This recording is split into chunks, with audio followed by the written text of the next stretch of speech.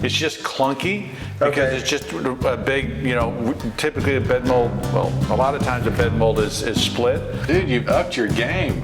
Thank you. Yeah, I appreciate that. I wanted to build you up with these other things so I might tear you down with the mantle. If that video didn't exist, I don't know what I would have done. Why is the bracket that size? Why did you pick that panel for that raised panel? Like, yes. It is, it's huge. You're recording, right? No, I'm just kidding. You probably didn't want all this. You're fine. No, you're good. That's what, remember I told you, hey, let's do this video, pretend like we're not friends, and just let me know. Well, like if you left the room and I was talking to the camera, I would say. So we're here at my house. If you followed my mantle series, then you know about all that, but it's a 10-part series, and this is kind of the final video to the end. So I brought my buddy, Brent Hull here, a master builder, and I want to get his opinion on what is my attempt at a masterpiece. We'll see what you think, but I'm excited to have you here and really get some feedback from you. So let's go check it out. Sweet, let's do it.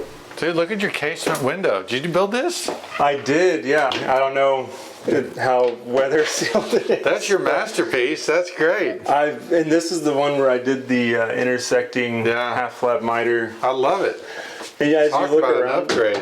Yeah, that's awesome. And then I like this little. Yeah, I love that. thing. That's so cute.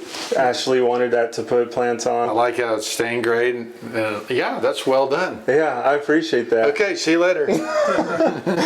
Oh man, that would be crazy. Your masterpiece, right? No, actually, we're looking at something else. Yeah, no, it's great. I love it. And actually, look at all your stuff you've been building. Yeah, this was a little tricky because this is like stain grade, first door ever that I made in stain grade. Beams with the planks.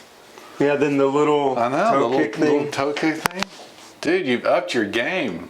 Thank you. Yeah, I appreciate that. That's awesome. I gotta give credit to Ashley on this too. I wanted to build you up with these other things so I might tear you down with the mantle. Wow. I'm gonna let Brent kind of noodle on this for a minute, but while he's looking at it, I just want to kind of explain some of the things and thought process that went into this. So kind of starting at the bottom, I have this marble hearth, you know, flush with the floor. We come up to a marble surround with a cross-headed corner detail. Main mantelpiece, 2 brackets with a cornice wrapping around. The side wrap, we have a raised panel, a wainscot, and then you'll notice as it goes up here, one of the key details is that this wainscot raised panel changes to a recessed panel when it goes up along the side. I don't know why the traditional mantles did that, but I wanted to copy it. The pencil molding here. So then as we go up, we have the over mantle, which this is a detail I wanted to do, this kind of double cross-headed corner. Sitting on top of that, we have our main entablature, which is the architrave, frieze, cornice with the Greek pediment, and these triglyphs here, these were like, I saw this on like a Greek temple where they have this kind of shadow back to them, like they're floating. And I thought that was cool, so I incorporated that into it. That's kind of it. There's tons of stuff we could talk about, but I guess the feedback I'm looking for from you is like, I know you're an expert in classicism, proportions, and craftsmanship, so just hit me with the hard truth. What do you think of this? First of all, bravo. Okay, so I love it. I'm sure it took you a while and to kind of put it all together and stuff, but overall, just like first glance, well done. Like, awesome. Like really cool. Yeah, I'm looking at it going, man, that's awesome. And so I'm excited about that. Now, the next thing I would do would be then to start asking you questions like, well, why is the bracket that size? Why did you pick that panel for that raised panel? Why did you the proportions and scale of the individual moldings and how it goes together, how you establish the height of your frieze with your triglyphs, and just all of that stuff. And so, to answer that, I didn't. I kind of just started at the bottom and was like, this is cool. Oh, I like this. This is going to look cool. And that was kind of the nerve-wracking part of like saying follow me through this on YouTube in a series because I didn't know where we were going to end up. Like I didn't have a plan. So really to answer that, I kind of just amateurishly said, this looks like it fits and I'm going to do it. One thing I'll mention though is that I definitely would not have been able to do this without you. I'm not trying to flatter you or like butter you up or anything, but your traditional American rooms book, I just sat there and like stared at it the whole time. I was like, wait, how can just going through the pages? Yeah. And then the other thing, your video on how to split that fillet. If that video didn't exist, I don't know what I would have done. I would have been like losing my mind. But I split that and just, it's two pieces just like in the video and it's tilting up. And I mean, just the mere fact that you got the split fillet right is like, you know, puts you so far above 99% of trim carpenters out there. That's like, it is, it's huge. You're recording, right? No, I'm just kidding.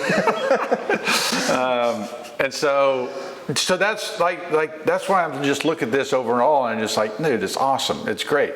And so, you know, I would then be, you know, playing around with, you know, like that bed mold. I think it's too big. Okay. And so I'm just like, why did you pick that bed mold? Because in proportionally to the Corona and the Sima, it's just clunky. Because it's just a big, you know, typically a bed mold, well, a lot of times a bed mold is split. And so not just one molding.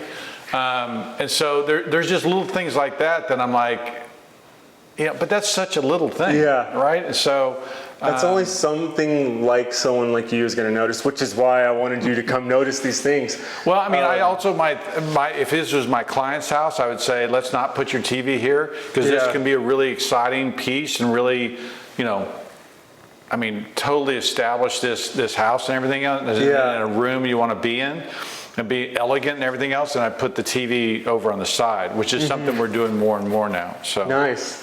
What's your opinion on architrave in proportion size?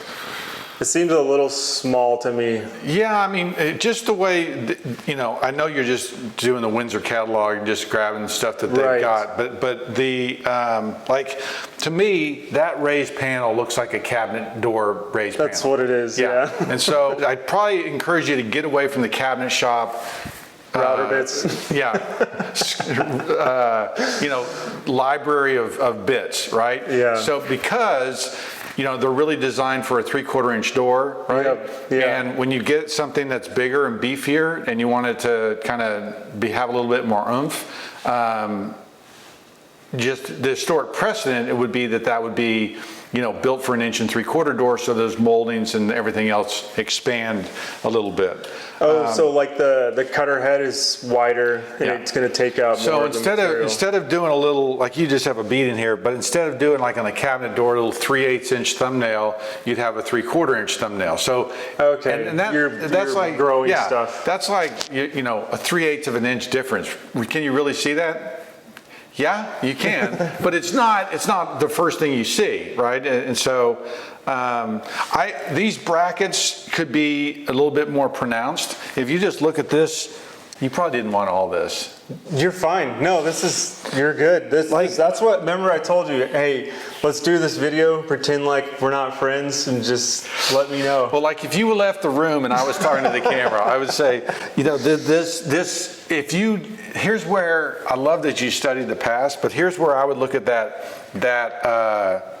this shape here, okay, and it could have a little bit more expression, right? It could have a little bit more movement, movement, more like cut in and pull out. Yeah, cut in, pull out, and then this really wrap in at the top instead of just kind of dying kind of up into that molding like this. It actually, when it's round like this, it looks more supportive and it's more expressive. It's just a little bit better. So it's just that is such a little half of 1% thing that. But that's what we love about the nuance, you know, like why does something communicate and look good? you know, which is what you always talk about. I don't know what the thinking was on the raised panel versus flat panel, and I think you said you saw it somewhere. Where I noticed it, you're going to be proud of me for this. So when I did this, Look at that. this is what I got into to do this. I mean, I wanted to sit there and look at all these things, and particular, like I mentioned, traditional American rooms, spent time staring at that. Another big one was this. If you guys are studying fireplaces, at the end of this book, I mean, it goes into, this is literally just half-price books finds, but like that one was a big inspiration for me. I tried to copy that for that. Yeah, I mean, here's what I say. I actually think you did a good job copying that. I just don't think that's a very good bracket. Okay. It's still well done. It's still well executed, and it's not cheap, and it looks elegant. And so, you know, this is where I would say that, like, execution, your execution of this and your careful, you know, building of this has turned out great. And so I think it has totally improved this space. I'm sitting there thinking, well, I wonder if I would just put a wainscot in this room so it's not such a standalone thing. Yeah, I totally agree. It's very standalone. Yeah. It's very... And so if you did that, all of a sudden that starts wrapping around the room, and that might tie this room together so that it's not such a, you know, individual statement, but it's all part of the whole thing.